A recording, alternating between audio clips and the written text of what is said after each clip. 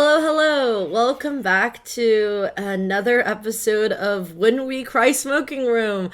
I feel like every episode I always feel like I need to start with like an apology letter about how we haven't recorded for a long time now, or I haven't personally recorded for a long time now. But this is your host, Mushroom. I'm waving hello, and who else do I have here? Hello, I'm Horsefry. And I'm Pokey. Yay! So today's topic is kind of fascinating. I was also beaten by a bat in the middle of the night to have seen this message, so I'm very excited to record this. So today's topic, we're going to talk about Erika. So I love Erika. So I don't know if both of you seen that Umineko meme. That's the I love Beatrice, and it's like a person who writes like 1,000 paragraphs about why they like Beatrice, and then it's like I love Erika, and it just says one line underneath it, and it just says I hate her. Yeah.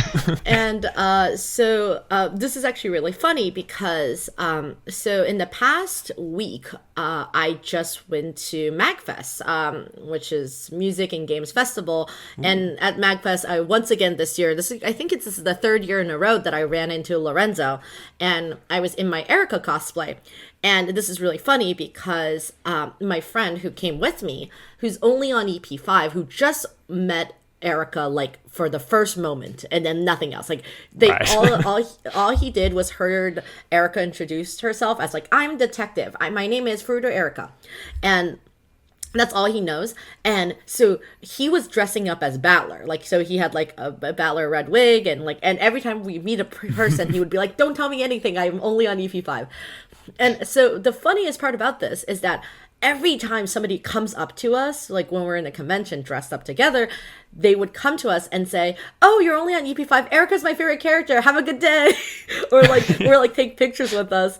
And yeah. I was asking my friend, and I was like, hey, aren't you mortified that you already spend like 120 hours reading a VN and you thought you knew where this was going, and in the first 5 minutes of EP5 you meet a new character and you just learned that her name is Erika, and now con full of people is coming up to tell you that like that character is their favorite character. Being several hours into a story that you haven't even met the best character of. Yeah, exactly. Which is really funny because he went on and he just met Delanar, Delanar. I always have a difficult time pronouncing her name. And Delanar is Des's favorite character, and I was like, that's Des's favorite character, which is also just really funny. Like, you're like halfway through a story and you're like, my favorite character just arrived. So yeah, of course this episode is going to be full Umineko spoilers. I think most of our Smoking Room episodes are like that. I doubt people accidentally click into them not knowing who Erika is or anything. So yeah, what have both of you been doing since the last time I talked to you? Who wants to go first? I think I want to go last. I don't know if I've done anything in the That's last fair 3 enough. months, to be honest. I guess between now and the last time I recorded, I've graduated. Oh, congratulations! Well done. Woo, Thank you. I'm imagining like little confettis. Oh, I'm imagining the Beatrice confetti and like her little flags, and she's like coming in. That's what I'm imagining. What's that song? Do do do do do do do do do. Yeah, exactly. The like celebration. Is that the Fugue in 500 million? Maybe. I'm bad with the names. Yeah, I don't remember that. Something 100 shots or like 300 shots. But yes. Have you guys been doing your Uminekordle? It's a thing that Uminekordles. No. Yeah. Tell me all about it immediately.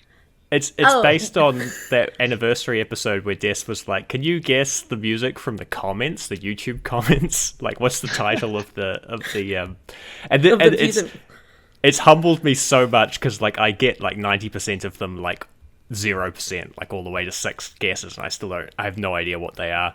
And sometimes it humbles me, but also like really annoys me because I'm like I can hear the song in my head and I don't know what it's called. That's so funny. So yeah, Pokey, the cool thing is that I think the person who made that it's a web game. We'll put a link to it. I think like let's put a link to it in another episode. But it's very fun. And the person who made it, I think, is also in the Joseph Anderson server. So the other thing I wanted to mention is shout out to the Joseph Anderson server, who is Joseph Anderson, a streamer slash video essayist, is currently playing Umineko and is having a great time. Just finished EP1. It's actually a pretty big stream that's happening. I've been very active in that server. So it's quite funny. They actually... I would sometimes type in that server and talk to people, and people would be like, "Hey, is that Mushroom from the When We Cry podcast?" And I was like, "Who the fuck are you people? Why do you know me? Like, what do you mean that you've listened to this podcast?" It's like extremely bizarre to me. Horribly niche internet celebrity, like niche to like the nichest degree of internet celebrity. Yeah. I think Horsefry was the one who said it. Like, we're at a very comfortable level of, oh, wow, we have fans, but also nobody really cares that much. Yeah. Yeah. I mean, I'm happy to be in this comfortable place of nicheness. It makes me happy. Mm-hmm. Yeah. It's nice. I guess it's my turn. I think I can think of something I don't think I've done a What Have I Done since the last time in, like, very many months. So I think I can say this. I watched Evangelion like very many months ago, and I really enjoyed that. So if I said that already, then my apologies. But yeah, Evangelion for the first time. Are you ready to now go read Ciconia again to see how much Evangelion is just Ciconia, or how much Ciconia is just Evangelion? I mean, now that you mention it, I can see it. Yeah, maybe I should do that. Yeah, I think this was like a long conversation where Des is a huge Evangelion fan. And I remember when we were reading Ciconia, he was just like, this is just like Evangelion.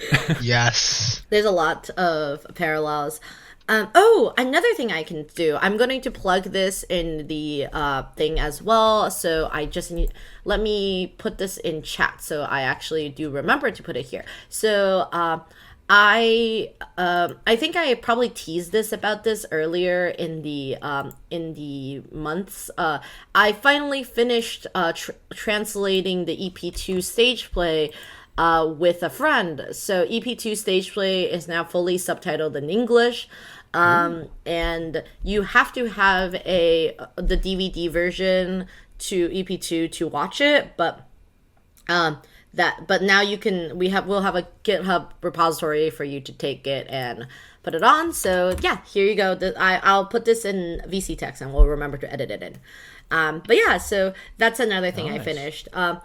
We are probably going to try our best to translate EP3 and from then on. But if anybody has I guess, Twitter for Umineko, you can go retweet it. I guess I should have retweeted, but I'm scared of consequences. So that's it. I hope everybody... I'll probably also do a showing in our server later as well. That's awesome. Yeah, it was a really fun project. That didn't mean that I had to watch EP2 Stageplay like 100 times, which is quite funny. Well, is there anything else that people want to share? No. The only thing I did want to just add on that the Uminekordles are made by I think it's Weonix in the fan server, when we cry fan server. We will post a link to it. Shout out to you. It's a very fun game, and also people have the most bizarre comments during Umineko soundtracks. It's actually quite like there's some are really like they basically describe the scene that's happening, but like you don't get that hint until way later. Yeah. It's surprising also how many are like people's. This is my when I think of like when I think of Sayo, like, or when I think of the tragedy like songs, like quite a lot of them are like their theme of Umineko song, if that makes sense. Like or just like random lines, which I remember one time I think it's in Rose or something. Like somebody just literally commented like, this happened to my buddy Eric once, and I'm like, how does this help? I was just like, what the fuck are you talking about? So it's guessing music from the YouTube comments. I'm sorry, I'm like way behind. I haven't pulled up. Yeah, it is. I know it's gonna do something if I press play and we're in the middle of a recording. Yes. It's actually no audio, just just comments, just like horribly hilarious comments. But yes, I'll post it. But you have to promise not to play Uminekordle the whole time that we're recording, Pokey. Okay, don't post it then. Oh, too late. Bye, Pokey. I like how Pokey's like, I don't got that self-control at me. Don't even tempt me. Yeah. It is quite funny because the whole reason what prevents me from actually doing random things during recording is because long time ago, Des would yell at me for like, I don't know, typing in the middle of an episode. He would be like, your audio is like filled with like random clicking noises. And I would be like, I'm so sorry. I remember I got a microphone that I could press the button and then it would stop recording. So I would do that whenever I wasn't talking, so it wouldn't record back noise. But then there was just a click, click, click. And actually, my new headphones have that feature too, so I could just sort of click. That's really funny. Hello.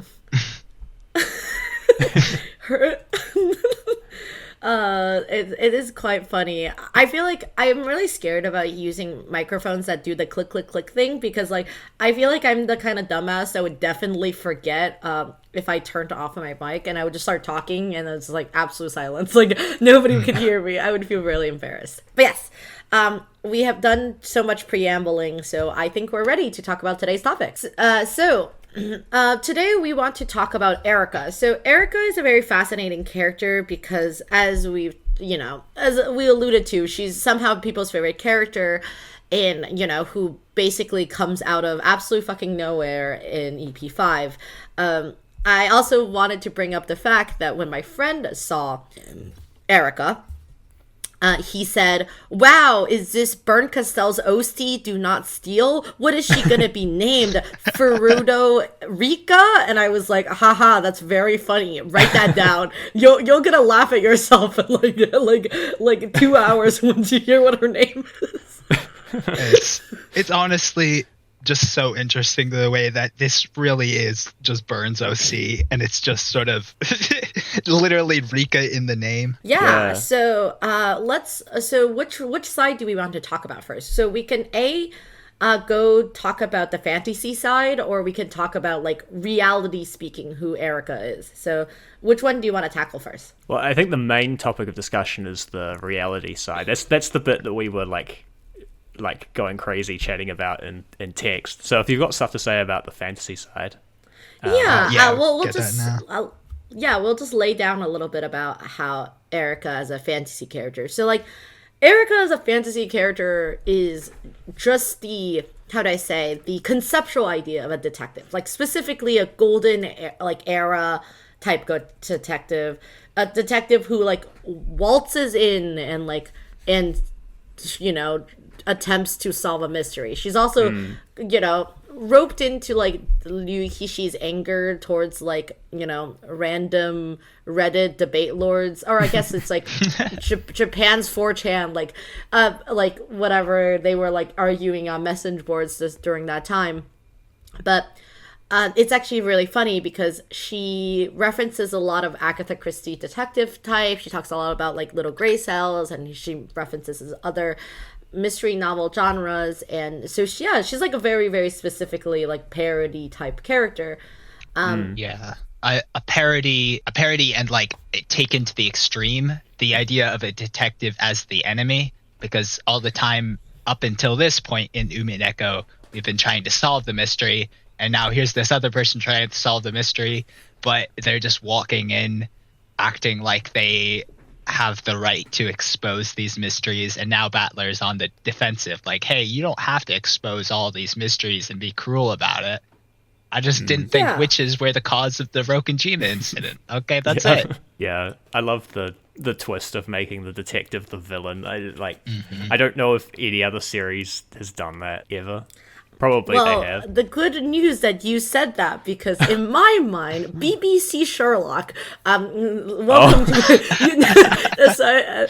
I know you know that you thought you were on a Umineko podcast. Unfortunately, you've been trapped by me to talk about my beef against Stephen Moffat, who ruined. You activated your trap card. You activated my trap card. So I think I have mentioned before. Have any of you watched the BBC Sherlock series? No.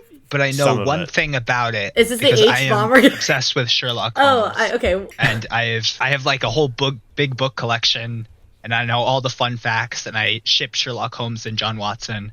Some of my favorite lines is like when Sherlock is like recommending Watson to go do a thing because he's too busy.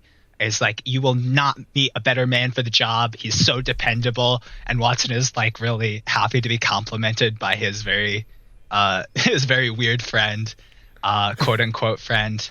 And then in private, Sherlock Holmes is like, oh, it's a nasty business sending you off. I can't wait till you're back safe and sound at Baker Street. And I'm like, oh, they have such chemistry. They do have such chemistry. And they keep referencing Holmes' love of dominating. And anyways, so I don't watch the Sherlock show because I'm afraid that I won't like it. You won't like it. Do not worry, Pokey. After you hear what I'm gonna say, you wouldn't. Okay, good. So, Horsefly, have you seen it? I've seen bits of it, yeah. Okay. Another way, if you would have seen Sherlock Holmes, BBC Sherlock Holmes scathing video essay content is one of my favorite video essays of all time, which is H Bomber's Guys. I guess it's like a 2-hour video about BBC Sherlock. But so I have a lot of beef against BBC Sherlock because I'm also a very huge Sherlock Holmes fan, and I also grew up watching like Detective Conan and all that stuff. But the interesting thing about Sherlock is that like Sherlock, the BBC show, is not only just like absolute queer baiting trash, which is like funny. Yeah. Like, you know, I support everybody who want to reclaim the show from Steve Moffat, but like Steve Moffat hates like the female fans like who like this or not even female fans, just fans. He hated fans. Like he hated he hated them so much. He hated that the fact that people read Sherlock to be like vaguely on the spectrum. He hated that people read them as homoerotic. Like he hated all these people. Like I don't know why. Yeah. Like why did he even write the show? He hated the only people who had anything nice to say about his work. Yes, exactly. But also, like, the show is kind of bad at writing smart people because, like, Moffat just doesn't understand how smart people work, so he thinks smart people are wizards. I don't know. And it's so funny because that's exactly what Sherlock Holmes says that he isn't, basically. He's like, Watson, you shouldn't be writing these accounts like they're stories with a mystery. They should be scientific, like, trackings of each deduction. Yeah, because they're supposed to be learning materials for good education and not, like, you know, fucking magic tree, which is so fascinating to me. I don't know if I spend enough time on this podcast defending my love for Elementary, which is another show that I think is utter garbage, but like is actually very entertaining. Elementary. Do any of you know anything about Elementary? No, I haven't seen that one at all. Okay, so Elementary is even more wilder. So Elementary is the American adaptation of Sherlock Holmes, where it's Sherlock who's like a drug addict who like is like getting better and like yes, and then his sober companion Joan Watson, which is a female John Watson, but the best part is that Joan Watson is played by Lucy Liu, my goddess, and it's the best part about that show is you watch like I don't know 7 seasons of it, and it's about like a female like Joan Watson and a Sherlock Holmes, and they like it's not romantic. They just have like the best platonic hetero friendship for like 7 seasons. It's not even like a fake will they won't they. It's like they're like the most stable friends of all time, and it's genuinely sweet and incredible. But I respect that. You're like, how many seasons did you say? Like 7 seasons, and you just not once. I mean, you know how easy it would be. You're like, oh fuck, yeah, I've only got 20 episodes for this season. I need 21. I'll do a and then they get will together they, in won't the they end. date plot or something. Yeah. Yeah, exactly. I heavily respect whoever made that show and was like, yep, we're just gonna write 7 seasons. They will never do a will they, won't they. They're platonic best friends. They are life partners. They live in the same house together. They talk about everything. And it's like, wow, incredible. Thank you so much for making that show. Even though the mystery is garbage. But the point that I'm trying to make here is that Sherlock in the BBC version is very antagonistic, and not only very antagonistic, is very disrespectful to a lot of people and murder, like victims of crimes or so on and so forth. In a way that like people get really in the horrible trapping of writing when they want to write hyper intelligent characters, they write them to be very uncaring. And Sherlock, like BBC Sherlock, kind of borders on a bad version of that, if that makes any sense. When I was making the joke that Erika comes off as very unfeeling, shitty, and like is exposing things for fun, is just trying to be a dick, it makes me think a lot about BBC Sherlock. Of course, like I guess neither Horsefly or Porky here has actually seen it, so like, you know, I guess you have to take me at my words. I've seen enough of Sherlock. Yeah, but I've heard about the fact that Sherlock Holmes is basically just an asshole in that show because he's smart, whereas the quote unquote real Sherlock Holmes is very caring, and he adapts his sense of justice all the time to like let sympathetic criminals go. Yeah, the thing I really like about Sherlock, the original work, is about how much, like, how human he is, like the human aspect, and how caring he is. He doesn't even solve every mystery. Irene Adler, who I've heard is an important character in Sherlock, despite the fact that she's only in one Sherlock Holmes story. But that one story is one of the only ones where Sherlock Holmes outright fails. He gets tricked by Irene Adler, and then she never appears again. And there's also a great moment at the start of one of the stories where someone drops off like a cane, or they leaves a cane behind because they were trying to get to meet Sherlock, but then they weren't home or whatever. And so Sherlock's like, what do you make of this cane, Watson? And Watson's like, oh, okay, I see this, so that means that. And Sherlock's like, yes, great work. You're learning my deductive reasonings. Unfortunately, you're wrong about this, and that. And then the guy walks in, and it turns out they were both a little bit right and a little bit wrong. And it's just such a human moment that I love so much. Oh, that's cool. Valley of Fear, I think it was. This reminds me of my favorite Sherlock Holmes joke, which is the like, Watson, what do you deduce from the starry night sky? And it's like, no, Watson, you idiot, they've stolen our tent. I'm sorry if you haven't heard that one before, because no, that was there's a proper way to tell it, but we're getting very off track. We should connect this back to Erika, unless you had more to say, Mushroom. Before we get on track, can I just say how much I appreciate Benoit Blanc? Because like everything you if you watch any amount of like Sherlock, then you like have a bitter taste to get out of your mouth. And like Benoit Blanc is such a good detective. Ryan Johnson must have read Umineko, right? I mean, probably not, but you know. Have you seen people make the Glass Onion Benoit Blanc Erika shot? Do you know what I'm talking about? No, I don't know. Okay. So have either of you watched the second movie after Knives Out, like the Glass Onion? Yeah. Yes. Okay. So spoilers to Glass Onion. I know Des is the only person who hasn't seen it, which is really funny because like I think when Glass Onion first came out, I was like, Des, you have to watch Glass Onion so I can talk to you about why is it Umineko. It's this scene. Okay, I'm literally just gonna post this in VC chat right now so you can see what it is. It's literally this scene where Benoit Blanc shows up at the dinner scene, and then he says, "Unfortunately, this crime clashes with the presence of Benoit Blanc," and it's just really funny because everybody who's seen this scene, I of course, like when I was watching it, I had to pause it and be like, this is an Erika line. Like, this is the most Erika line alive.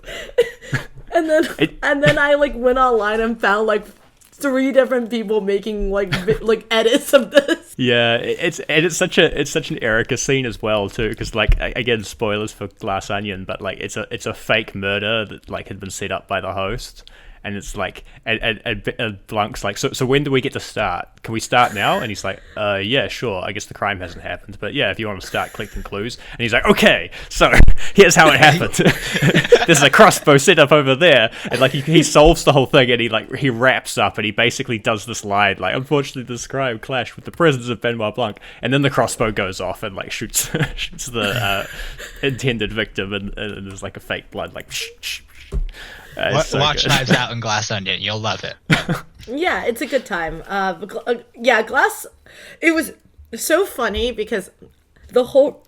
I think I mentioned this on another episode, which is that the whole reason I got my friend into reading Umineko was actually just because Knives Out. Like, he kept talking about how good he thought Knives Out was, and I was like, shut up, just go read Umineko, you'll like it. like, we need to stop talking about this. But yes, yeah. So I know we went on this whole tangent about Sherlock Holmes and, like, Erika. I actually could tie this all back together. So, the reason why Erika exists is because she is supposed to be the archetypal, like, detective. This is very interesting because a historical, quote-unquote, Erika does also exist. Because Furude Erika is also, in the reality, was a supposedly high school age girl who fell off of a boat. The Eternal Maiden 2, I think, is and which is a pleasure boat. I guess, like, you know, and that she fell off and then she's kind of just disappeared. And that is a historical person, which is really interesting to think about because we learned this fact by the end of EP6, I think. Is that EP6 that's in her in the character? Tips, right? Yes, in her tips, that you learn that she falls off. This is a very interesting detail because that is actually the most known thing we know about her, correct? Like, that is the only thing we have in concrete. It's not even sure whether or not it's true because there's sort of the, like, I believe the tip was, I could pull it up, but I have so much pulled up right now. Like, the tip is something like, oh, their parents, like, or something said she fell overboard. She must have washed ashore on Rokenjima. We don't know if, like, that was made up for fame or just a rumor, or, like, if she wound up on Rokenjima, or what happened to her. Let's not even say that. Like, we could say that she fell off. We don't even know if she, like, floated anywhere. But yes, Horse Five, what were you saying? I've got the tip up. So it straight up says that, like, there's no evidence that she did. It says so Erika Furude fell from a pleasure boat. This is if you execute her in the tips, you get this information. This is one of my favorite things about Umineko. You have to look for this information. They don't just give it to you. It's just kind of like hidden away. And I remember, and I read the manga, so I don't know when they tell you this, but they do tell you this, I'm pretty sure. And like I remember like going like, oh my god, this is so cool. It's like it gets you thinking about like, okay, like yeah, there's the game board and everything, and you're thinking about the game board, and you like it's like your brain expands, and you see the whole picture, and you're like, damn, like yeah, no, she's a real person, and she died, and people have been. Anyway, I'll read the tip. Fell from a pleasure boat and is currently missing. Due to the Rokenjima explosion incident that occurred shortly after, her accident went completely forgotten. Her family says that she might have drifted to Rokenjima and gotten involved in the accident, but no evidence suggesting she was ever on the island could be found. Forgers who know of this accident often theorize that she drifted onto Rokenjima and include her in the illusion of the witch. Which, can I just say, it's fucked up that her family are the ones who are like... Yes, actually... It's fucked up in a very, like, believable way, too. Like, I don't blame them for, like, being like, oh, like, you know, I kind of... You know, I want for her to have like washed ashore and experienced something that no other person could possibly experience. Like I can kind of get how someone in their grief might like start clinging to things that you know aren't very plausible. But it is like it's in your grief to like say, oh no, she didn't drown, but then to go on to say, okay, she didn't drown as you would. She washed ashore in this and got involved in this famous accident that happened nearby. Yeah. It's like kind of grabbing some fame for yourself from your like dead daughter. I don't know. I feel like it's very human, very believable, and like I get it. Like I mean, you know, grief does something to someone, but like, yeah, I don't know. It's surprisingly gauche. It could also be a sympathetic way to interpret where things got out of hand from it, like because Erika's disappearance was forgotten about. So they're like, okay, but if you find any evidence that Erika was involved in the Rokunjima incident while you're investigating the Rokunjima incident, we just want some idea of what happened to her. And then Forgers took that and ran with it. Yeah, right. Or like Forgers, like, uninvited, they just show up at the doorstep and like, can you answer a few questions about your daughter? And like, and then oh well, I guess she could have washed ashore. Is there any evidence for it? And then they just like quoted them out of context. And yeah, like I've come to believe any of that stuff from like the general public in wider Umineko. There's also the unexecuted Erika, which I don't have, but I remember that generally it says it says she washes ashore because it's the game board specific version of Erika. So in EP5, obviously she does wash ashore. And it says it took several miracles for her to like for her to get there. Like she just happened to she was on a pleasure yacht, but she just happened to be wearing a life jacket when she got washed. Like, you know, it's an example they give. But like they go like they specifically say several miracles were required to like to get her to wash ashore, which I think also just kind of makes it pretty clear that like in the real Rokunjima, like she wasn't anywhere near. She just died, and her tragedy was eclipsed by this huge ass explosion at the same time. It's like with Leon, how Byrne used her powers to arrange for a miraculous world line. Yeah. I also think it's interesting that if you connect back the witch hunters' forgeries and their interpretations of Erika, that connects to the idea that episode 5 is a hit piece by against the witch hunters for like Erika is a parody of their prying into this real life incident. Oh, that's so true. Okay, so you brought up a great point, Pokey. So this actually reminded me an ancient long argument that Des and I had. I don't even know if he remembers this now. But this was in the original episode where we did the whole authorship episode, where we were talking about like why was Erika a person which was written into Umineko, and especially if EP5 is supposed to be a hit piece against witch hunters, and it's also supposed to like explain the Usuromiya characters in a better light, or not better light, but like in a way to basically explain like, don't you see that you are like disgracing these people with your love of tragedies and stuff, and your love of like a ridiculously interesting story or anything. Des and I were always arguing like, why did they write Erika this way? Because Erika was a real person who actually died. Like a historical Erika died, and then why did they write her to be like such a like little piece of shit in the story? And it's like, wouldn't that also be like, you know, it kind of goes against the idea of like, you know, trying to be, you know, more respectful to dead victims.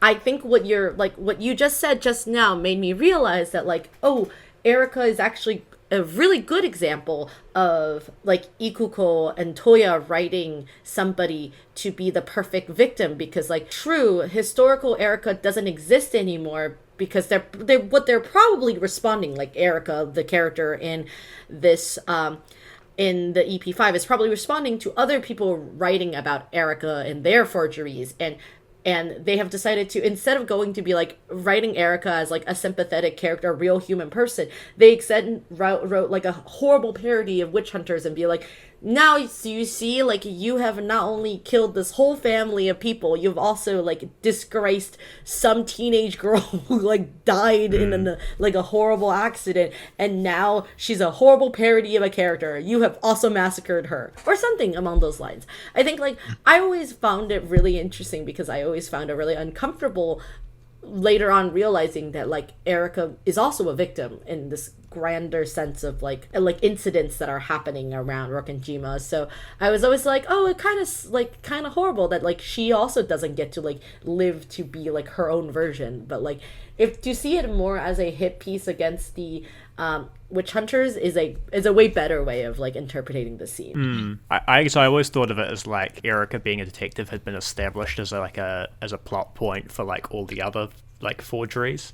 And that they were just like going along with that, like, oh hey, and maybe everyone was on their like big Sherlock fandom phase, so they were like writing like Sherlock fandom Erika, because like if Erika's gonna wash ashore, it's like we might as well make a detective. Like Sherlock crossover.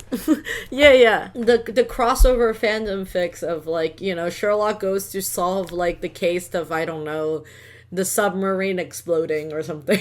Yeah. They probably just made up some shit like Erika washed up on the island and found the gold, and so they had to kill her, and then that escalated. Oh, you got to kill the witness because we killed Erika, and then it's just like, okay, blow up the whole island. Ava did it. Yeah. So I think this is really interesting because that's all we know about Erika, like, for sure. And now let's talk about all of the parts that are vaguely fictional about Erika. That's about her. So we all think about the most interesting humanizing Erika scene, humanizing unquote quotations scene, is where Erika says "I love you" to Delanar, and then Delanar who like walks in and she's like, "What? Like, what are you talking about?" And then she says, "Oh, thank you." Yeah. and then she realized something. She's talking about something else. It's like, oh, okay, I'll go silent. I love that scene. That scene is just incredibly funny and but also I love that scene in general because I remember when my friend first read that scene, my friend messaged me and said, "Oh God, they're humanizing Erika. What kind of other horrifying bullshit is she gonna do in the next scene?" It's so interesting because you read episodes 1 and 2 and you're like, okay, I hate Beatrice so much. Yeah. It's like you could be like, oh, this is such a good character, but I will never, ever agree with her or like her. She's a horrible person. And then we start sympathizing with her. And then when this scene pops up, you're like, oh no, what are you trying to do to me again, Umineko? Yeah. So the scene we're talking in question is where Erika, you know, says "I love you" in quotes to Delanar, and Delanar is like, "Oh, okay, like, thank you, okay." And then Erika goes on to tell the story about she had a boyfriend in high school. I think like Erika's supposed to be high school age. I think she's younger than Jessica-ish. And I think because she's wearing Jessica's old clothes. Yeah. And she tells a story about is her boyfriend who is in the drama club, and how they were dating, and then at points she found all of these things that were not his, I think like women's clothing and or is it specifically perfume? Like, let me actually go look at that. It's a lot of things. I actually have it up, so I could list a couple. But yeah, there's 84 pieces of evidence she finds. Yeah, specific. Okay, so a couple of the things that she says, I'll just read a few. Made too much curry. Went to theater practice more often. The way he folds paper towels. Thanks, I've already in. He knew stuff about cosmetics. The toilet seat was left down. Spent the night over at stage friend's place. My acting friends had a party here earlier. Someone must have left it behind, which I think alludes to women's clothing. Mm-hmm. The drain and sink were cleaned out. How do you know the plot of a movie you haven't seen?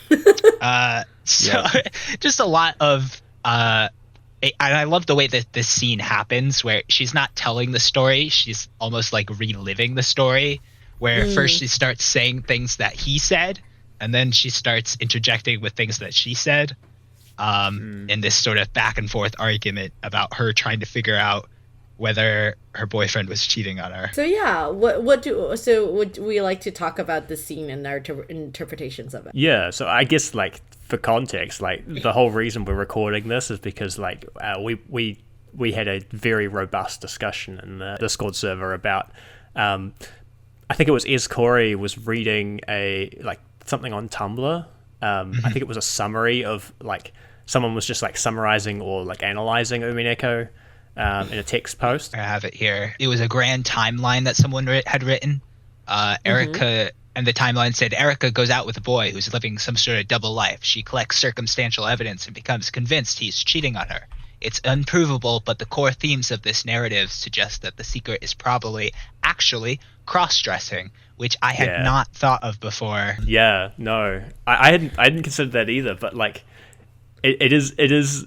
Yeah, like all the things that she says, one thing, she only says 20 of the 84 bits that she supposedly like collected. So like, I think we're seeing the highlights, and it is interesting that like some of them are like there's one like the muddy soles are evidence that you went out on Monday when it was raining. Like, you know, like some of them are just like, hey, you went out, you didn't tell me. You had a plan. There's some baffling ones. I don't know if I'm just not seeing it, but is there a gender thing attached to the way that people fold paper towels? I don't know. Who folds paper towels? Like, maybe if I want to double up, like... Okay. I'm thinking about paper towels. I'm thinking, like... So let's have a few guesses what we think paper towels mean. Do you think paper towels, they're meaning, like, actual paper towels? Like the American kind of paper towel? Well, not American, sorry. That's such a Western thing. American such a way... that we think about that's on a roll. Like, paper towels on a roll? Or do you think they mean, like, as in, like, napkins that you, like, put on your like lap or something? Yeah, I think maybe napkins, right? Probably. Because that's the only thing you would fold. You fold them when you go to dinner, right? You like he's having Erika over dinner, so he like folds the paper towels up real nice. Like as in like you know when you get those like roll of like not like dinner napkins that you like have to like set onto your lap or like put underneath your plate or something. I don't know. Yeah. I always like is confused about the paper towel thing because I'm like, oh, is he like is like Erika's boyfriend trying to be more neat? Like, does that make any sense? That's something so specific. Something like you're folding a paper towel to hide what you were cleaning up. I don't know. Maybe that's my best guess. I really like how this theory explains stuff like the drain and sink were cleaned out. When you read that, you're like, yeah, okay. Like maybe he had a clog, he had to clean his sink, you know, like. But if it's like you have to clean it out because you've washed cosmetics down there, like and it clogs, you had to clean it out. I was actually gonna say this. So the thing that I find really fascinating about this whole conversation is that Umineko, in general, has a lot of very big themes about a human identity, like based also like trans identity or like queer identities and stuff like that. So like it's actually really fascinating now that you brought up the fact because like the toilet seat was left down. Like, do you think that means the toilet seat used to be left up and now it's left down? Like, do you understand? Like, or is it something that like it has always been left down? Like, is this a change of habit? That's why Erika noticed. Because like the other thing is that like, you know, what Erika could possibly not have understand at that moment is that, you know, she might have been dating a like, you know, a closeted trans woman, like, you know, or like somebody who's experimenting with their gender, or someone who just pisses while sitting. You know, people do that. Well, yes, who pisses while they sitting, exactly, which is all still a normal thing to do. People can sit and piss at the same time. It is not weird. Normalize sitting and pissing. As I was thinking about this line, I was thinking about like what does Erika mean by this? Was she like listening in to like see whether he was doing a number 1 or a number 2 and then came in and later and saw that the seat was down? Or like, but then that doesn't make sense because she thinks that he's cheating. She doesn't think that he leaves the seat down. She thinks it's someone else. But then does that mean that either this closeted trans woman didn't flush or that the cheating person didn't flush? Okay, so my question is this: do you think Erika used to have like her boyfriend have like the seat left up and then suddenly it changed? Because I'll explain what my thought process about this is. So I live in an apartment with 2 other girls who also one of them has a boyfriend. So times when the boyfriend's here, the seat will just be left up. Like, you know, the boyfriend never remembers. So, and he doesn't really care. So he always leaves the seat up, and like much to both my other roommates' dismay, basically.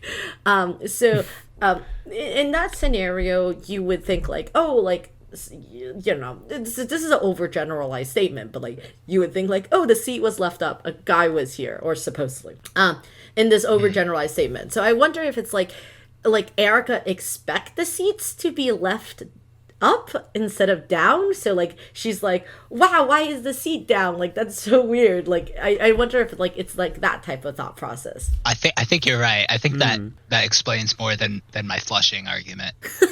I've always wondered why the argument was always whether the seat is left up and down versus like the cover that's supposed to always be left down and nobody ever does it. But like that should be the thing people argue about, right?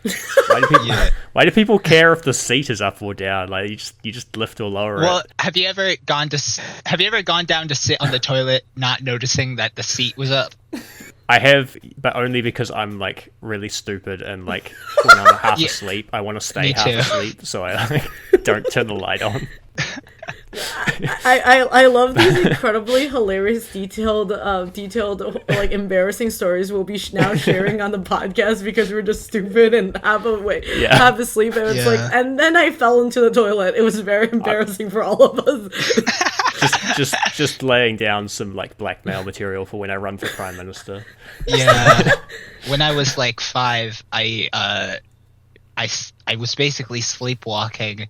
And then I turned a left instead of a right when I was trying to get to the bathroom while I was sleepwalking or something.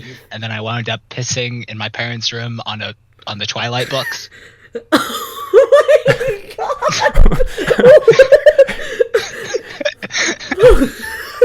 That's a very specific target too. Like that sounds like that's my favorite piss story. Oh my god, that's such a good story.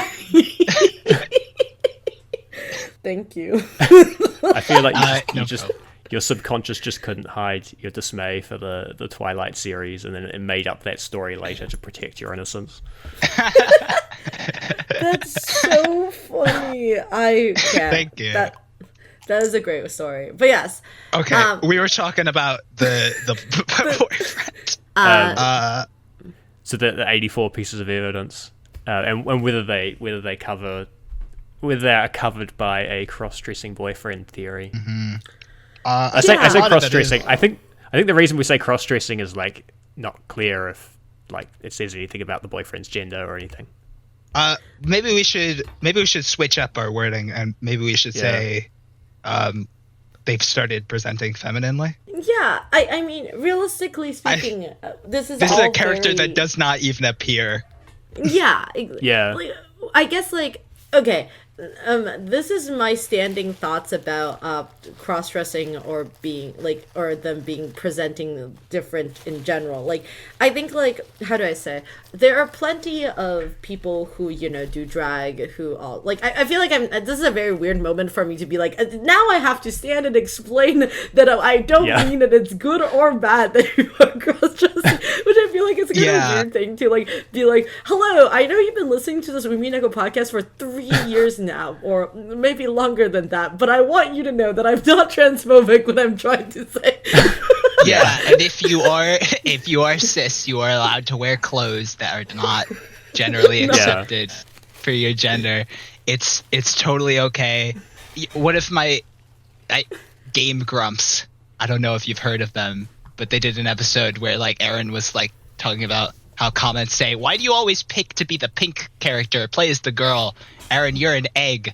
And then Aaron explains to Dan what an egg is. It's someone who hasn't hatched into their identity yet. And then Dan just says, wow, what a cool thing for other people to decide for you.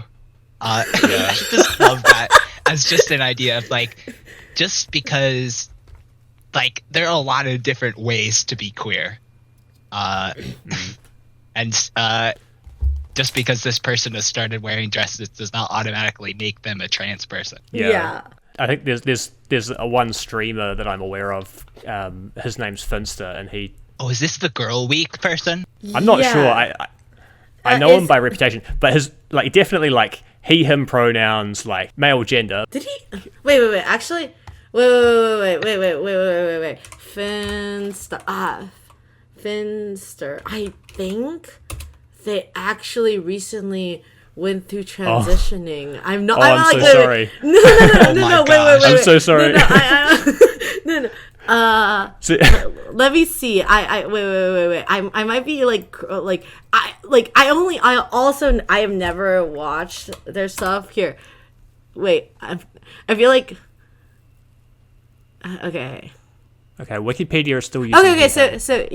So he began cross-dressing as a campaign, which he would dress up as an e-girl personality for a month if he received amount of money in donation, and then for a month. But no, like he did this for years, like basically. He called it Girl Month, but then it kept getting extended. Yeah. So it was a year or more. Oh of yeah. Girl Month. In 2024, he came out. It's basically he was like in 2023 he donated $50,000 to transgender medical care, and then like with a friend, and then in March 2024 he came out as gender fluid, presenting as he/him, and and he has also actually started feminizing hormone replacement therapy, and going through the cross-dressing uncovered a part of like myself that I have been purposely shutting down. It's a fascinating story. That's so interesting because I do not follow this person. Also good for you. Not that you're watching, but if you were, good for you. Congratulations. But I just saw like one like YouTube short or whatever about like Girl Month and how it kept getting extended for at least a year or whatever. And then like the comments were like, okay, is this person closeted? No, this person is super cis. If you could do this for a year and still confidently say that you're not trans, then there's no way you were trans because you were.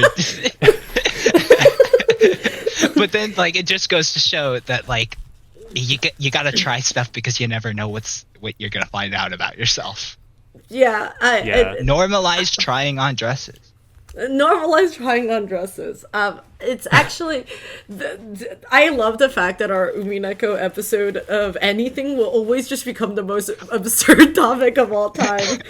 But I think so regardless of who Erika's partner, let's just call partner. That's a gender neutral term. That's a good one. Yeah. Maybe we should just still use boyfriend because like that's how he's like his pronouns in the do they ever say text are boyfriend? he him referred to as actually boyfriend. they might in the narration. No, I think he does say boyfriend. Let's actually read. Let's do some reading. I love the line. Okay, sorry. I know that this is about Erika, but I do want to share my favorite line that Delana says during this conversation, which is, "I do not smoke. I'm just a kid." Yeah. Yeah. I think because Erika's like, this is the time when the detective smokes a pipe and waits for the crime to happen. Glenn was like, yeah, I don't smoke. I am forever a child because she killed... What's the lore behind that? She killed her father and then stopped aging. Yeah.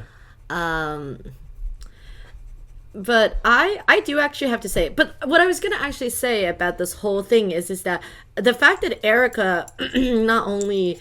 like interpreted all of these things to be negatively, and also not only negatively, also concluded that this must mean that her boyfriend was cheating, is actually pretty on the nose now I think about it, to the grander themes of Umineko, which I guess I just never realized that. Yeah, it's so awesome because it like there's always the ambiguity on what is or isn't part of the forgery written by Ikuko, and like what's only shown to us as the readers. Yes, of course. Like it'd be interesting to have Dawn come out and then Erika like point blank says her backstory in it, and then the witch hunters are like, oh yes, okay, so the boyfriend was cheating on her. Meanwhile, like the actual answer is just right there under our noses. I think that's actually quite fascinating, and like realistically speaking, this points to grander mystery and themes. But I do have to say, it's really funny that Pokey, you mentioned the whole thing about the like Game Grumps and the egg story, because I can't wait for us to get to that part in EP6, because like I never wanted to bash my brains more to think about the fact that how did Yukichi come up with a chick Beatrice analogy and then was like, this is it. we're going through with the chick Beatrice, she's an egg, something trans allegory. I don't know. I've never heard about trans people before. It makes me wonder how far the egg thing goes back. Like how, and also like, because there's a part of me that thinks Ryukishi might have almost accidentally written a trans work. So just stumbled into it thinking about gender. And so like he just stumbles upon this perfect analogy of the egg. And then didn't realize what that could have meant, like, for people who read this work of 10 years later. Yeah.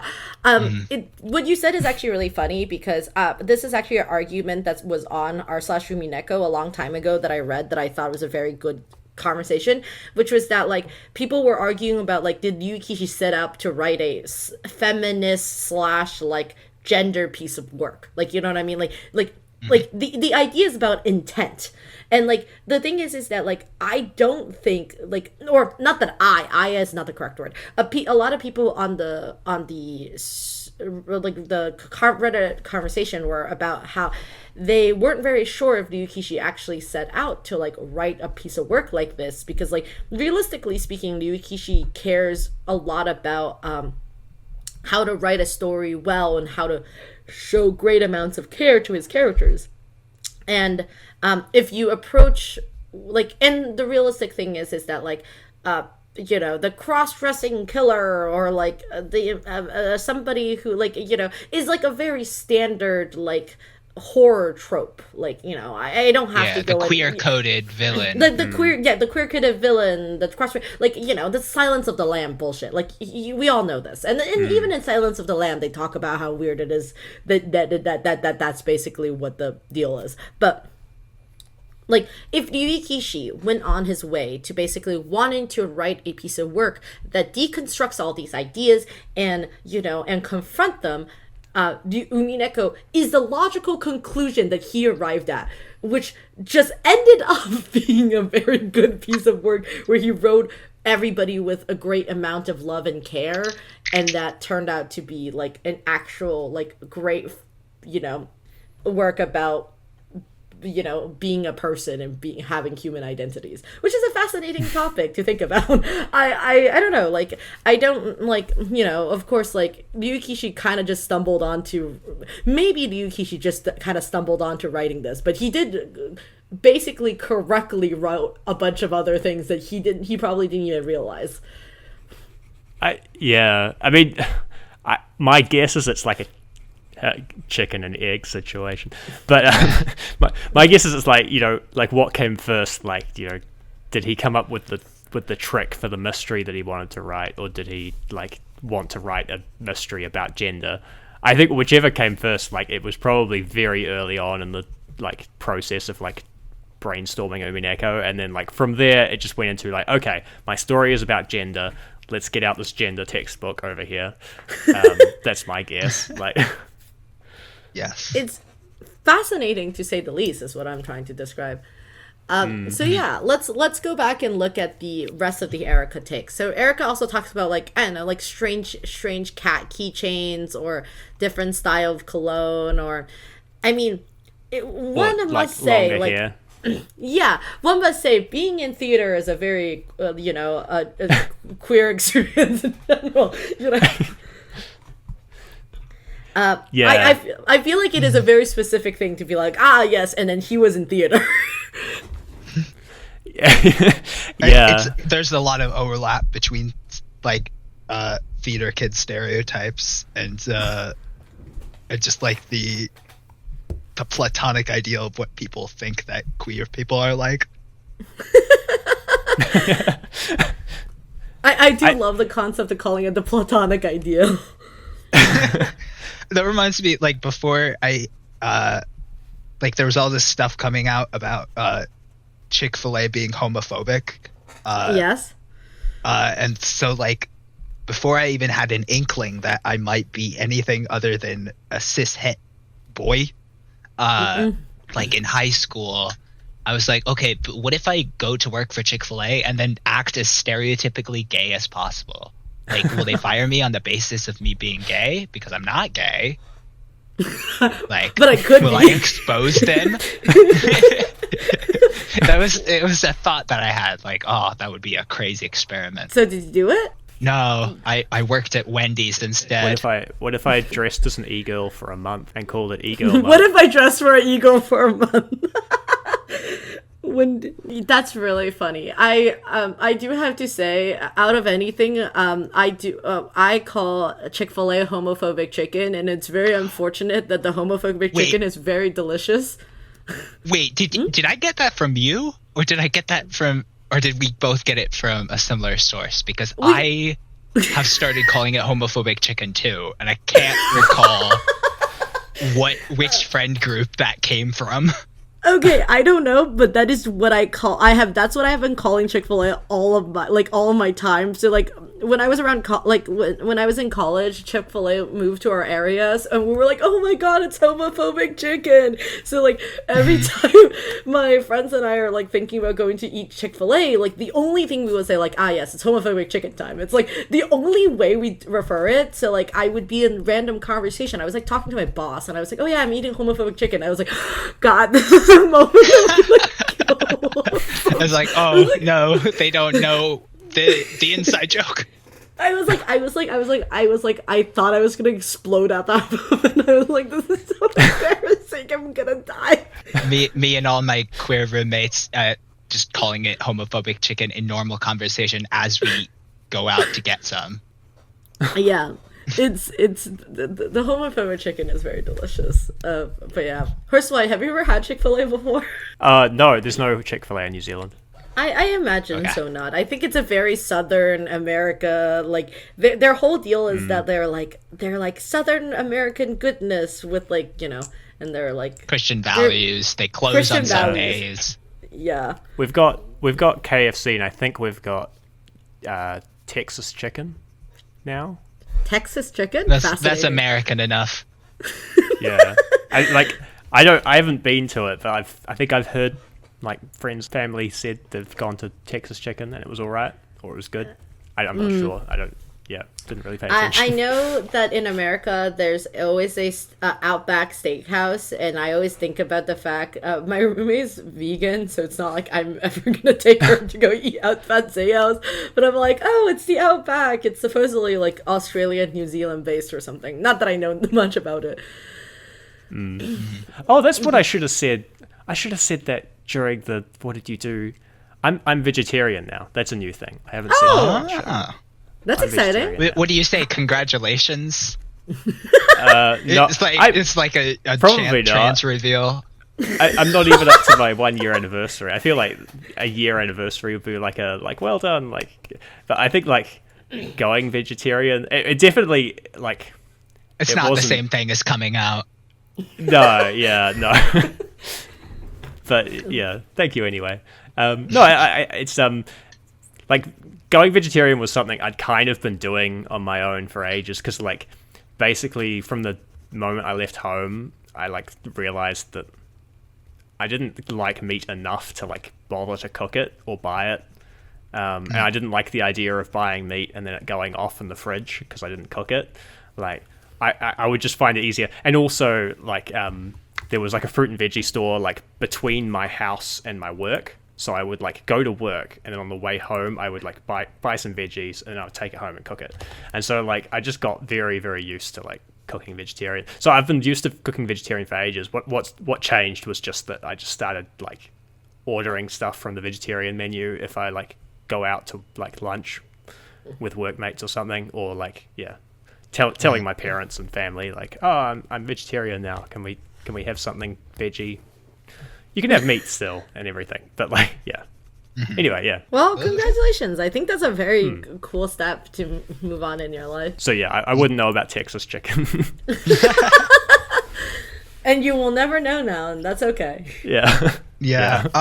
So what were we talking about? We were talking about, okay, Erika. So these circumstantial evidences that Erika has, a lot of them, more than I thought, actually, when I first heard this theory more than I thought actually could be attributed to something going on with gender or wearing feminine stuff. Like knowing stuff about cosmetics.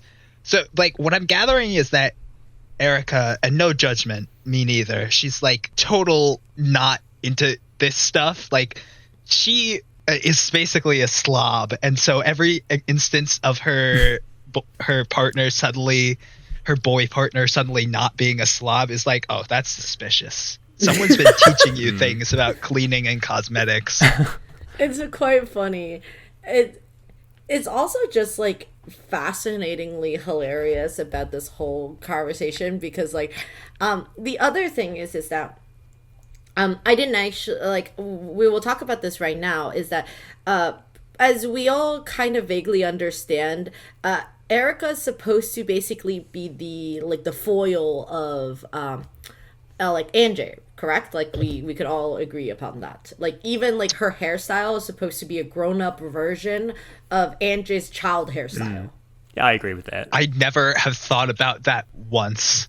Okay. I mean, they call each other comrades, but I was like, oh wow, they are just complete. They're both witches of truth. I'm stupid.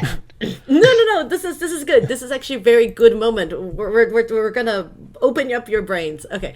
But yes. So what I was going to say is that like Angie is the way how you know how her childhood hairstyle is like the two ponytails and her short hair. Like if you think about it, like that is what like the grown-up version of Erika's hair is like. Like they're like, even though like now like Angie's hair is shorter on top, but like they conceptually speaking have a very similar hairstyle. The interesting and the thing is that like if you think about it, Erika is the person who companions Angie when she is at her like at the other the magic isn't real ending. So like they are actually supposed to be very like perfect, like if Angie, like, you know, bad Angie is Erika is basically a good way to think about it. Like, or Angie to her like truth seeking extremes. Like if Angie decided to choose to believe in the whole Avatress theory, like she would be Erika.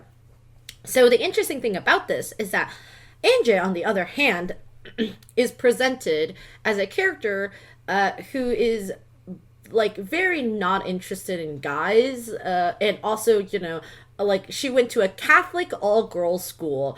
All she did was like fantasize seven beautiful cute girls seven cute girls who are her best friends, and her very very best friend Mammon, who she spends all her time with. So like I think it is not a stretch to like interpretate Angie as like a lesbian, which is interesting because like Erika's character specifically is always seemed to be paired up with Dalinar, and she even like this scene starts super weird. Like do you understand what I mean? Like she starts with saying like I like you to like Dalinar. It's like Dalinar, and it's like supposed to be like a weird bait scene. Like you understand what I mean? I like you and I love you depending on the translation. I think my first reading it was I love you, and I was like, oh my gosh.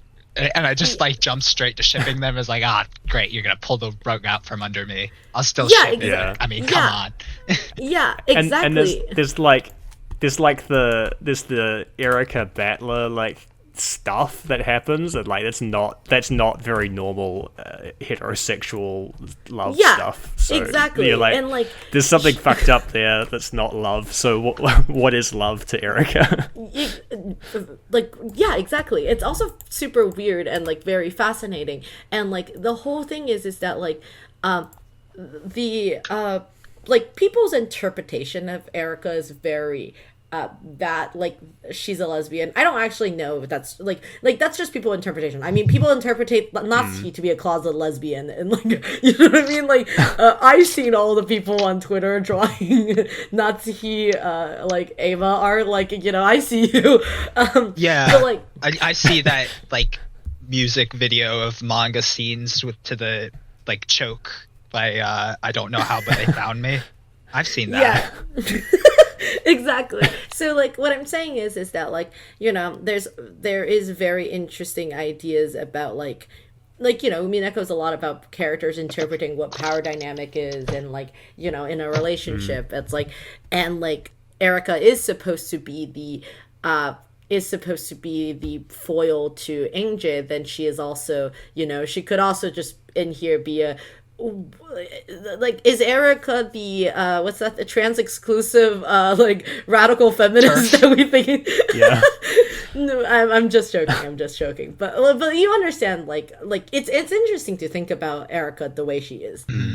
I will say I always personally interpreted Anjay as Ace, but that's just probably like the time I was going through, like the very specific like empathy that I felt at that time. So I think like even as like she could be allo-romantic Ace. Yeah, no, I totally understand this. Like lesbian and everything, it's all compatible. I think all interpretation of Angie is correct, unless you think that she should be shipped with Amakusa. Then, like, I'm sorry, but like we're not friends.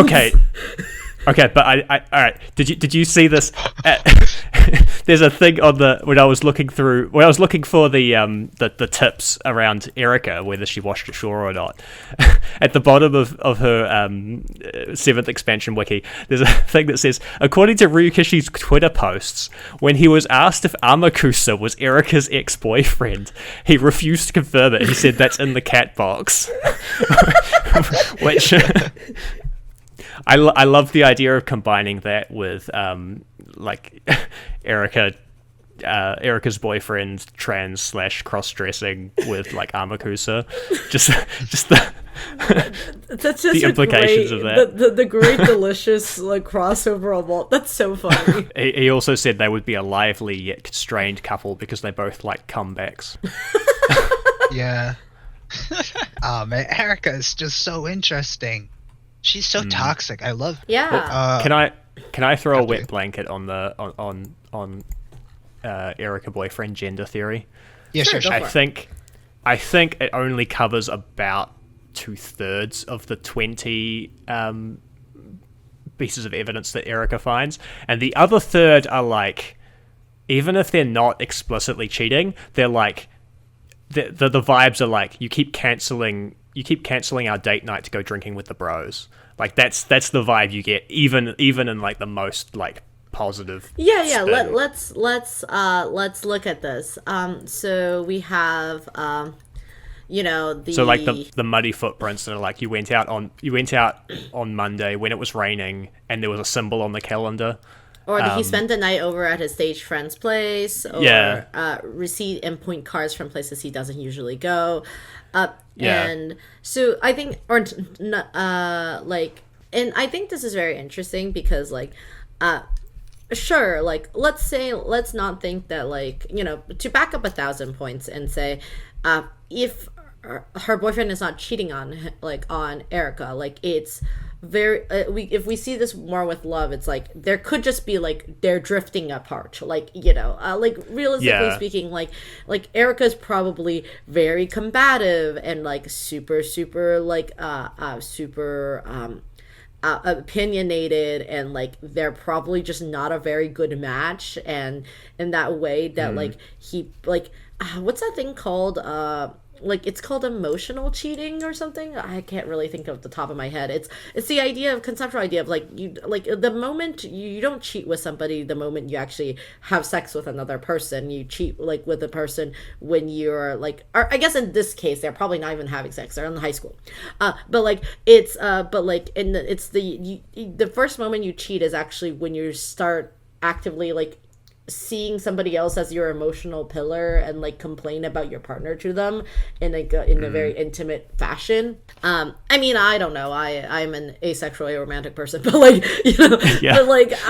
but I think conceptually speaking, like that is the similar idea to like like realistically speaking, they probably have less things in common. Like now, like Erika is not in drama club and she doesn't really know, and she probably like her boyfriend probably found more solace in people who actually know him better than Erika does.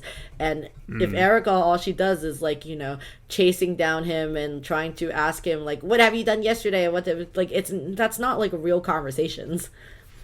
Like she's wiretapping. Exactly. Yeah.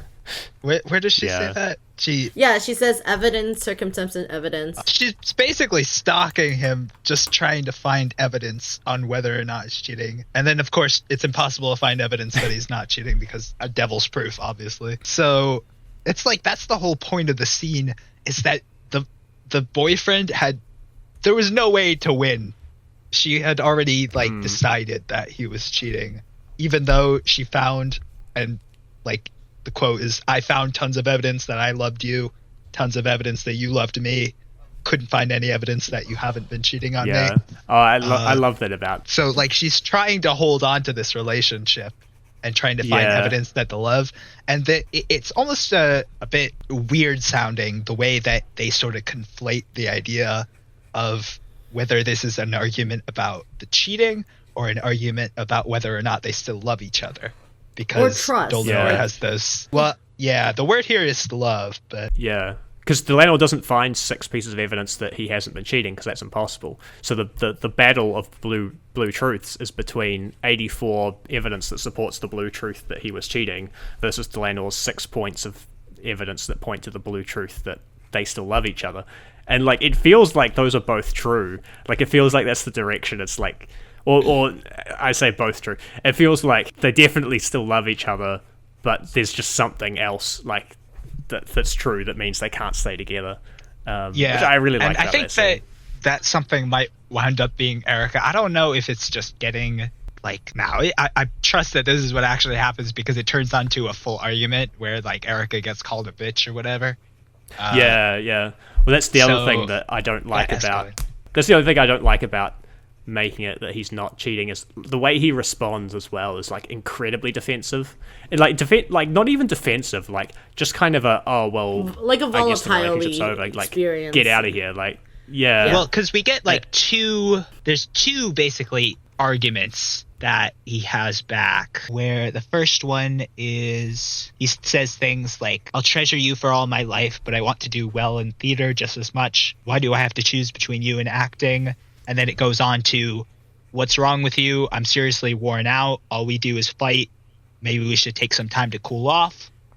I need to concentrate on other things." And then it goes on to a third paragraph, which is, "If you find it that hard to trust me, we're through. Stay home, just go home, bitch."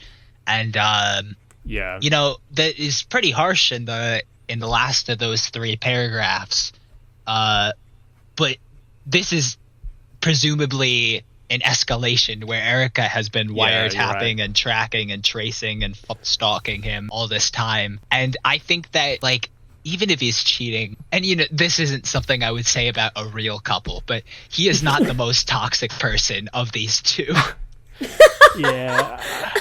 It's hard to know, I don't... Yeah, but I do agree, they're both toxic in the end. Yeah. I think it's also very interesting because realistically speaking, we're seeing this purely from her perspective. Like, we don't actually get to hear the words of Erika that she's saying to her boyfriend in a more like objective point of view. Like yeah, I totally agree, like what he's saying is super extreme, and like I think like the bigger theme of EP5 about how Erika is talking about Natsuki and her like diary, and like how like, you know, you write diaries on bad days of your life, you don't write your good memories down. Like it's very hard to prove like things that like, you know, are kind of nebulous in your life. Like, how do you prove that you love your parents, or how do you prove that you love your like partner, or like how do you prove that, like, you know, you could spend a bunch of time complaining about your, I don't know, your teacher, your roommates, your classmates, your other friends, but like when good things happen, you don't immediately go tell them too. Like, you know, that's kind of the whole point about all of these scenes. And like, you know, it all comes down to like trust, which is like trust and love, and like, and the answer is that like she doesn't have actual like that kind of love for her boyfriend anymore, which is why she couldn't extend all of these, you know. And like, yeah, what he said, it was really bad, and like, and I totally agree, but like I guess like the answer is like it wasn't good for either of them. Yeah. And I think that's the real like red truth of the story, is just like these two people have drifted apart. Like Yeah. Erika no longer has the trust, and like I feel like, I mean, again, I am also arrow ace, so like, I'm a terrible person for like trying to like give advice for relationships. When I signed up for this episode, I did not realize I would be the only person who's not arrow ace. Save us, Pokey. But like the thing is, like, I'm not arrow ace. I've determined that about myself. But also, I think I have even less awareness about, like, Mushroom, you went on this whole thing about analyzing their relationship, and then you concluded with, oh, but I'm arrow ace, I wouldn't know. But, like, I'm not arrow ace, and, like, there was a Danganronpa fan game that, like, just got updated recently, and the two characters explicitly, like, went off and, like, had sex in their room. And then I was like, oh, wow, what good friends. And it's, like, said in every possible way except directly in words that they were basically a couple, and then I'm like, wow, she really is like such great friends with this person. That's very funny. I mean, I honestly speaking think a lot about the fact of my love for Umineko and why it's a story about love and why it's important to me. And then meanwhile, I'm like, yeah, I also am the type of person who's like, yeah, I've been in relationships before and I determined it's not for me. It's like, actually, I don't care. But like, which is really funny because I think like, Umineko is a good piece of work because I think a lot of pieces of work about love is very focused on the idea of romantic love and how romantic love or romantic partnership would be the fulfillment that people need in their life. But like Umineko, the rest of Umineko is also about like companionship in like a non-romantic sense and family and all of that, which also still matters a lot to me, and why it's good because like it's just that kind of fiction, but it is quite funny because sometimes I do just read. So, for example, have any of you watched the movie 5 centimeters per second, or is that what the movie's called? It doesn't sound familiar. Okay, it's by Makoto Shinkai. He's the same guy who made Your Name. Have you seen Your Name? Yes. It's the animated movie. I think I might have watched like 5 minutes and then forgotten to complete it. Okay, so Horsefly, have you seen it? Your Name? Yeah. Okay. It's the one where it's like a guy and a girl. They wake up in each other's bodies, right? Yes, it's that one. Yeah. So I remember when I watched Your Name for the first time, most Makoto Shinkai films, I remember just being like, damn, I am so not love pilled to understand what this is about. Like, I was like, this does not move me. Like, I was like, Your Name is good from a story standpoint, but like, I don't care. They're so melodramatic and ridiculous. Like, his favorite work of mine is actually Garden of Words, and it's two people who don't end up together, and it's like my favorite piece of work of his. Like, I remember when I first watched, for all the people who are listening to this podcast and watch 5 centimeters per second, my personal take after watching that movie was, yes, I don't know, you're 13, get over it. Like, this love is not gonna last forever. which is to say not charitable, to say the least. But I guess what I think is very interesting about this scene with Erika is actually that not only that she thinks about this incident in her life, she this is a very fascinating thing about Erika, is that not only that she thinks about this a lot, like, you know, to the point that she brought this whole thing up to Delinar and then made Delinar basically role play with her so she could, you know, destroy her boyfriend once and over again, but also like she's like constantly in her mind justifying this. Like, she's justifying that she made the right decision, that it was right and correct for her to break up with her boyfriend, and that she was totally right and he was absolutely 100% cheating. And then not only that, like the rest of all her actions in EP5 and even EP6 is about like her justifying that on a grander scale and every other encounter she makes. It's like she has to be right, because if she wasn't right then like she would be wrong about a lot more things. And I think this is like very consistent with her characteristic. You bring up a good point, because do we want to bring up that, I guess I'm doing it now, Erika later has Byrne raise all of her 84 pieces of subjective evidence to the level of the red truth. I'm interested in that line, because I don't know if it's actually like, because like I said, that LP archive link I sent you says I like you, when I remember distinctly that when I played it on Steam it said I love you. Oh, it definitely It's said I because love you. it's two different translations. The LP archive version Yeah. is the original. I think either is the Witch Hunt or like a better version of the Witch Hunt version, and the Steam version is a completely different translation. Yeah. So on LP archive, the way it goes is that Dolinar says, "You have not denied the 6 points of blue truth that I still loved you. Even you are human. You cannot use red truth to deny those points." And then on LP archive, Erika says, "Later on, I used the detective's authority to have all 84 points transformed into red truth." Whereas, I don't know if I'm misremembering. I should have pulled it up and done more research on this, but I could have sworn she said, "Later on, I use," as in like a hypothetical. I use the detective's authority to elevate these things, because I don't know if she actually used that on her evidence. That's interesting. Yeah. I thought she said I got burned to do it for me. I swear.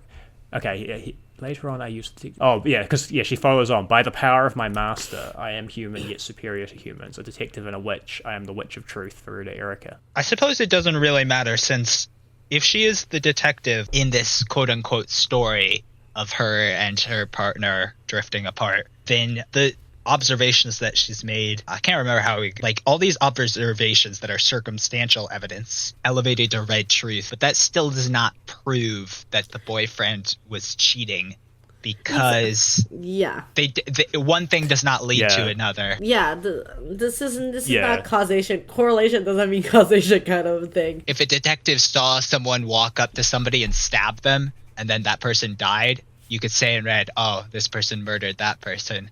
But if you just saw someone walk into a room and then come out with a knife covered in blood, you could say, "Oh, they came out covered in blood." But you can't say that they did the murder, because you don't actually know that. Yeah. So instead of the conversation going, "The toilet seat was down," and the boyfriend going like, "No, it wasn't," she can rewrite the story to be like, "The toilet seat was down, red truth. Yeah. That you had muddy soles, red truth. Like there was a mark on the calendar, red truth," and you can't gaslight her back. Which possibly might have happened. I mean, it probably wasn't the healthiest relationship. Yeah, and the thing is that like that still actually doesn't help her as much as that, it brings her great solace to know that like she won the argument and she was right.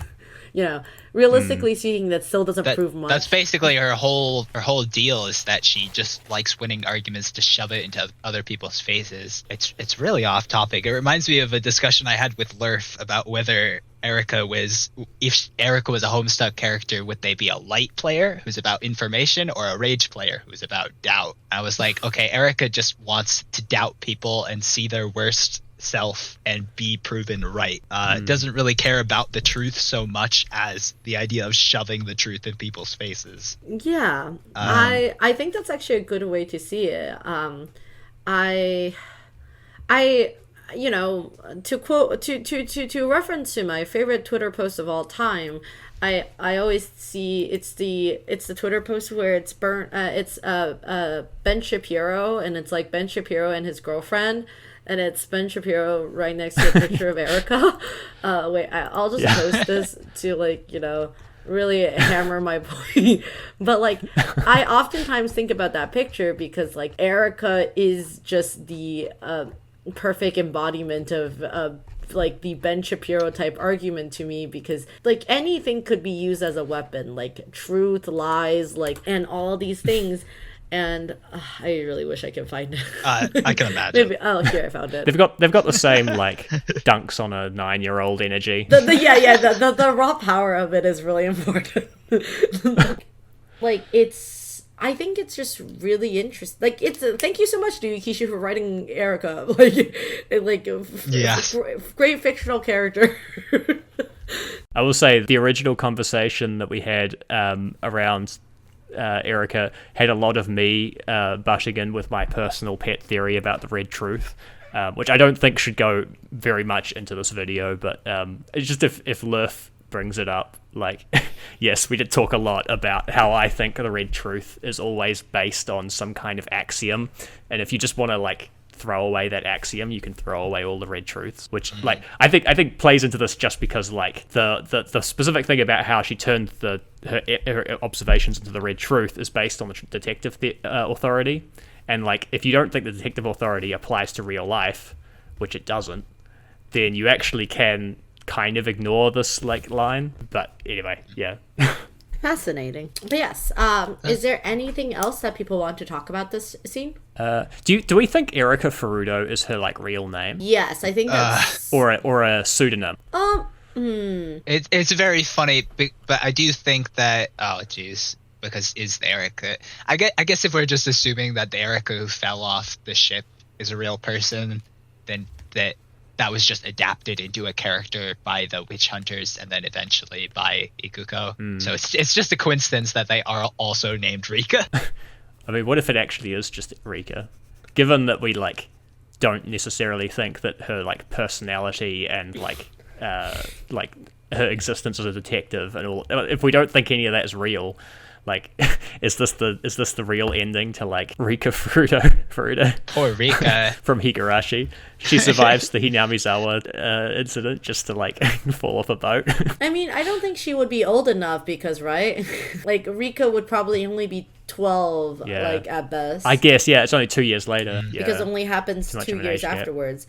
I was gonna say, I also read this whole other theory about Furude Erika that I will now talk about, which is that I've read about people saying that like maybe Erika, the real historical Erika, if the story about the boyfriend thing was even real or not, like actually like was trying to commit suicide and jumped off the boat of her own accord.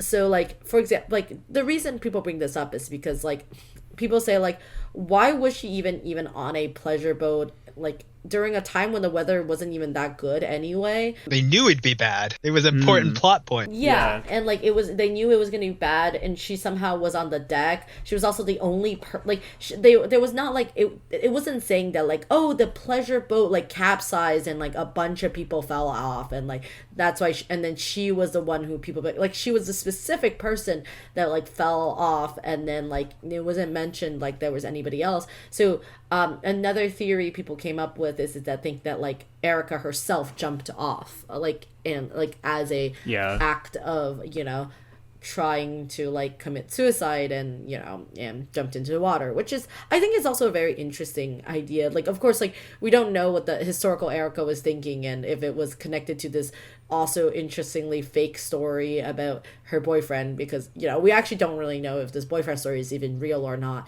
or if it's like future hearsay from like that they incorporated her as in a character.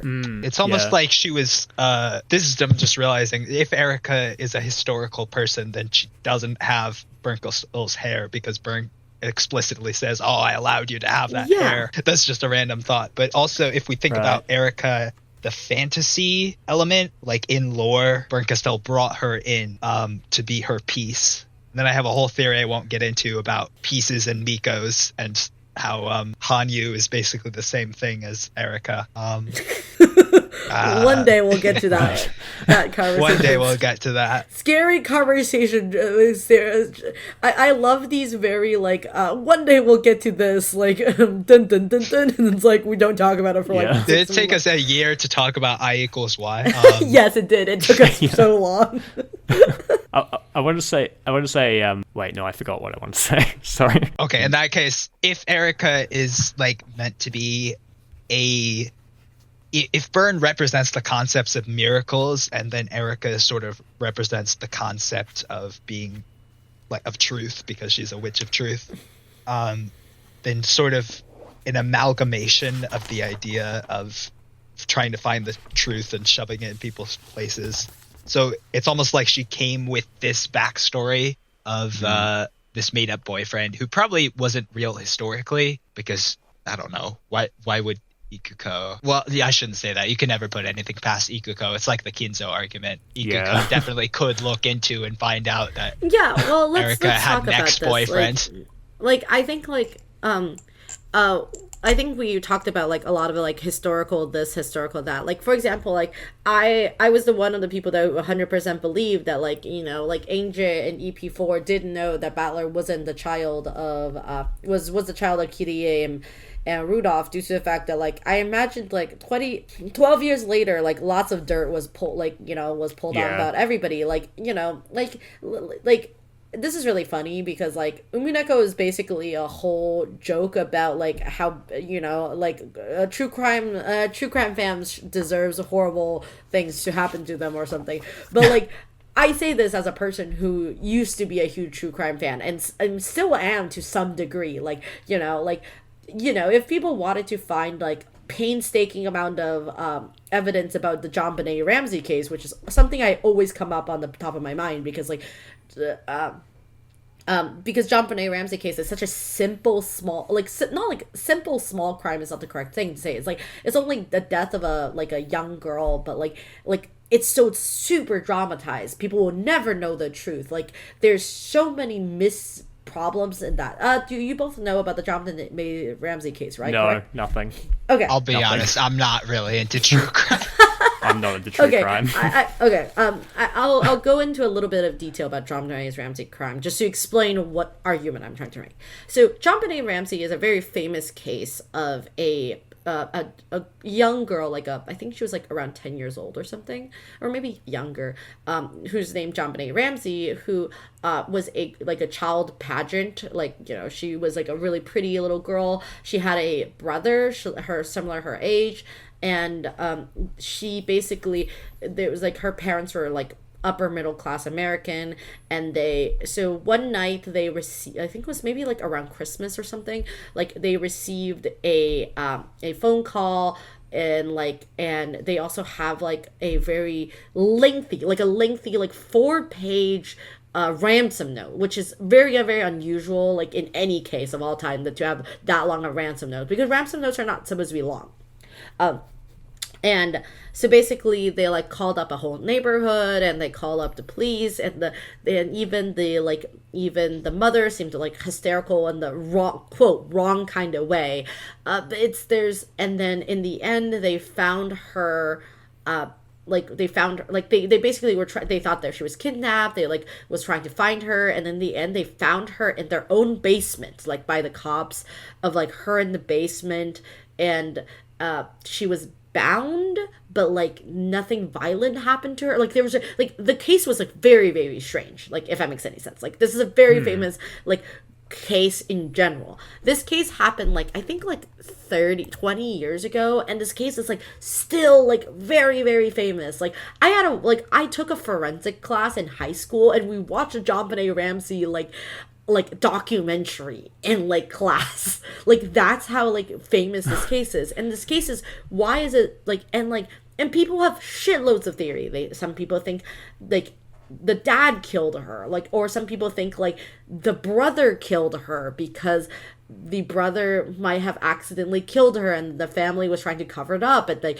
they were also like, there's also so many things about like the ransom note that makes no sense, and like people were like, the ransom note kind of looks like the mom's handwriting. Do you understand how fucking weird this case is? Like it's very strange. I'm getting an inkling, yeah. Yeah, and the reality is that like these are real fucking people that lost their daughter, some like guy who lost his younger sister, and like people will never leave this house, will never be able to leave this family alone ever again. Like people till this day you can find whole fucking subreddits about this case, like because it's so fucking bizarre, and I have no interest to harass like victims of families or anything, but like I will lie in bed at night sometimes being like, that case will never be solved, right? Like that's so crazy, what the fuck? And it's like all mysteries in life is like weird like that. And it's like, and I think about that, it's like, and people found like, and the point that I'm bringing up is that like if you're obsessed about any topic, you can find incredible amount of dirt on anything. Like it's like people who are like obsessed with like weirdos on the internet who spends like a horrible amount of time making video documentaries about people that like who has nothing to do with them. I don't know, which means that like the historical boyfriend of Erika and like the dramatized version that like that Erika's drama class people like, or not Erika drama class, like Erika's boyfriend drama like club could say about it is probably plenty, like and even worse obfuscation about like what the actual account is my point. That's a very long rant about like like the fact that they could probably find out about that if they wanted to, or it could just be like a completely fabricated story, who knows. On a lighter note, whenever I picture a ransom note, I think about the scene in Fantastic Mr. Fox where they get a note from the farmers and then it's like, why did they write out of letters cut from newspapers? And it's like, oh, to protect their identities, but then why did they sign their names? Plus they're trying to kill us, so we know who they are anyway. That's a very funny movie. But yes, oh god, we've recorded at once again almost 2 hours.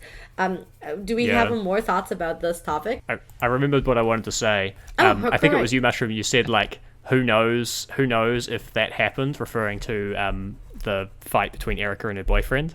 I just wanted to say, like, my personal theory on Erika backstory is that I think Byrne is like very lazy about writing backstory for her, like her OC. I have a feeling that like stuff like, oh, I'm a detective, anywhere I go there's a murder. I mean, obviously, like, I say obviously, probably almost certainly that's like fabricated, right? I feel like anything with any kind of detail, like the boyfriend stuff and like falling off the boat, probably all of that is just background dirt that someone dug up on someone barely tangentially related to the actual incident. That's my personal headcanon anyway. People are still free to think that maybe this didn't happen or that it's like something written by Byrne, but I feel like from my knowledge of Byrne's character, it feels right to me that she just made it up. Oh, sorry, that she didn't make it up. Like, the parts that had the most amount of detail is probably the real part, and the parts that she didn't actually put any effort in, it's probably all fake anyway. Yeah, exactly. So, yeah. I think, is there anything else that we want to talk about this topic specifically? I guess, so one last thing, because it left a bad taste in my mouth when I was talking about Erika being the toxic one in this relationship. And I'm like thinking about that. I'm saying, okay, so if the boyfriend is queer and worried that Erika will judge them for it, trying to hide this and be behind your partner's back. And it's not like you need to tell your partner everything. That was a whole thing in Higurashi. We all read that, I hope. Yes. It's just that they both did a lot wrong. And I think that no matter what your interpretation, I think it's good that Erika got out of this relationship. Yeah, that's actually a good way to say that. Yeah, and so she can be with Dolinor. Yeah, that's so she can be with Dolinor, who's a way better person to her. Like, yeah, I feel like if the relationship was ever going to last, it would have had to have been one where, assuming that like queer boyfriend, cross-dressing boyfriend is the real truth, it would have to be one where he trusts her enough to like confide in her, like, yeah, that's where I go, because he's going somewhere. I feel like unless all 84 pieces of evidence are like wrong or like mistaken or something, like, or explainable some other way. I think it's too many pieces. Like, he's going somewhere, he's not telling her, and he's being evasive about it, and so evasive that he's like, all right, let's end the relationship, rather than ever explain why, like, where he went. If he's cheating, then like the relationship's fucked. If he's not cheating, then he needs to tell her where he's going. I don't think that's like, I don't think that's unreasonable for. Yeah, if you're getting into a relationship with a person like Erika, I think you know their stance on secrets. Yeah. I mean, they should just have better boundaries and understand, like, if they, Erika. Yeah. They should have gone on more dates. That's what they should have done. Like. You know like, what? You know, you like, should have just have time harder. for your girlfriend. Or it would have worked out if you just like loved each other a little bit more. Yeah, well, and like if they didn't, then it's like a good outcome that they broke up. Yeah. As much as it might hurt. Good learning lessons or something.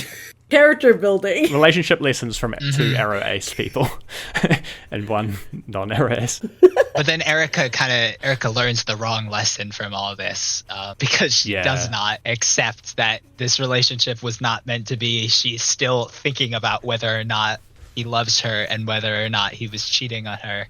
Even though she says she's sure she's right, she still can't prove it. She's still thinking about how the boyfriend could have counterattacked because he refused to argue about that. He refused to play the game. Yeah, I do have to say the funniest thing about this is that Erika is stomping on her feet and saying like, I'm totally over this by, having Delanar basically replay this scene over again. It's, this is clearly a person who hasn't gotten over this yet. Was it reminding you of a Harry Potter meme or whatever, where like it's like The Bachelor, but it's Snape, and then the winner, like Snape is like, oh, here, put on this red wig so that you look like Lily Potter. And it's like Erika just being like, hey, Dolinar, just play the part of my boyfriend real quick, okay? But I also wonder if this was spurred on by Dolinar's defense of her in the finale of episode 5, and how Erika's really starting to trust Dolinar and open up to her in a way that, I mean, she wouldn't open to anyone else. Byrne doesn't care. No one else cares about her. Yeah. Yeah. It's and also, am I the only one? Am I the only one who thinks that the breakup happened right before she went out on the boat, or like is that like? Oh, I guess Mushroom, you mentioned like the idea that she jumped off the boat.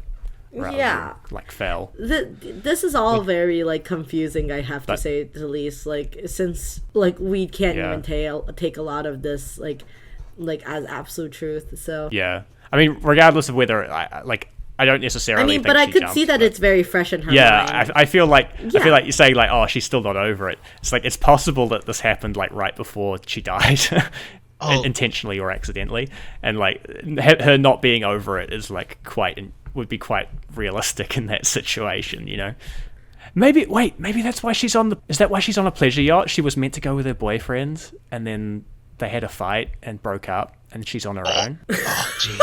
That's actually not a bad take. The parents come with because they're like 16, 17. What was I gonna say? If I think about this from like a magic is real perspective, where it's just like the history and the magic stuff all happen. If you think about it, like this is giving. Do I want to spoil a random Umineko fanfiction?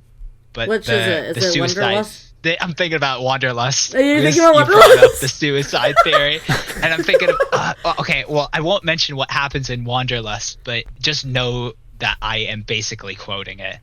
Erika just had this fight with her partner, and then she's like on this pleasure cruise, and then she's like, okay, I'm gonna jump off, and then if a miracle happens, then it was meant to be. I was meant to live, and then I'll continue to live. But then if a miracle doesn't happen, then I guess I was supposed to die. And then a miracle happens because Byrne like saved her. It's like, okay, yeah, you're my piece now. Here's a bunch of miracles. You're on Rokenjima. Do my bidding. Which is really funny because that's basically the emotional equivalent of Takanomiyo surviving in Higurashi, where Takanomiyo says, God, you have did me no good for my whole life. If you really hate me this much, strike me down right now. Use your lightning to kill me. And if you don't kill me, that means you ain't shit. And I'm gonna go up there and punch you in the face. And then lightning struck the tree behind Mio, and Mio is like, ha ha ha ha, fuck you, God, I'm gonna kill you now. Which is so funny to me. I recently rewatched that scene again. I was like, God, like Mio is so funny to me. But yes, I honestly have spent enough of my I think I already said all of my piece I wanted to say. So Yeah, I made it through all of my notes too. Yeah, I think I'm good. well, I think that's it. I hope whoever's editing it could edit out all the horrible pauses I had. But thank you so much for listening to this episode. I think there will be a part 2 of this episode that would be joined by other people than us, who's also going to talk about this topic, because I guess we were both very interested in, but we couldn't all go on the same day. So we're now split into 2 groups. So hopefully you'll get to listen to. There's a very high chance that this will be part 2, depending on who's editing what. Oh no, we're gonna need a part 2. If I'm editing this, it will be like part 2, like 6 months after the first one. Exactly. Well, whenever you get to hear this story, it will be a fresh story, regardless what it is. Or you get to hear 2 groups of podcast members arguing at the same point or different points. I'm going to go listen to whoever is on the other episode, and hopefully they say something different than us. Then I get they to go argue down with the them. exact same rabbit hole. One One of them is like, oh yeah, when I was 5, I peed on some Twilight books. To bring up the exact same conspiracy theories and true crime mysteries. I hope so. We're all just the exact same people. But yes. I hope the opposite. I hope they do something completely different and just have like a completely different take on everything. yeah, legitimately. Yeah. Sorry. No. I'm honestly just so happy to record an episode in the first place. I know this is a new year, and I don't believe in doing New Year resolutions anymore. So I hope we'll at least record like 5 episodes or something, or at least I get to record 5 episodes. And that's all I'm asking this year. Hooray! So, do everybody have any New Year, have any best wishes to the people who are listening, and we could sign off. Best wishes. Yeah, best wishes. Thank you for your patience. We still love doing this. Honestly, we do our best to get things out. Yes. So we still love when they we cry. thank you for always being there for us and watching and listening. Yeah. We appreciate you. Thank you so much for continuing your listening, and also to go check out the EP2 Stageplay subtitles and go enjoy it. Also post it around into your local Discords or something. My friend and I spend a lot of time working on it, so I really hope his hard work is also seen by the people. Goodbye, fellow friends. I'll wave the camera. Kakite. Bye.